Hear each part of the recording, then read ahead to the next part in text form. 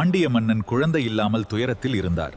அப்போது யாக குண்டத்தில் இருந்து ஒரு தெய்வ குழந்தை தோன்றினாள். அவளே மீனாட்சி. மீனாட்சி சிறுவயதிலேயே வீரத்தில் உலகை அசத்தியாள். போர்க்களத்தில் யாராலும் அவளை வெல்ல முடியவில்லை. கைலாயத்தை வெல்ல சென்ற மீனாட்சி அங்கே சிவபெருமானை கண்டாள். மதுரை முழுவதும் திருவிழா கோலம் பூண்டது. மீனாட்சி டித்து சுந்தரேஸ்வரர் திருமணம் உலகமே காண வந்தது. மீனாட்சியின் அண்ணன் அழகர் தங்கையின் திருமணத்திற்கு மலையிலிருந்து புறப்பட்டார். ஆனால் வழியில் ஆறுகள் பெருக்கெடுத்து ஓடியது. அழகர் மதுரையை ஆடையும் போது திருமணம் முடிந்துவிட்டது. அவரின் மனம் உடைந்தது. கோபத்தில் அழகர் வைகை ஆற்றில் இறங்கினார். அப்போது வைகை முழுவதும் தங்க ஒளி பரவியது.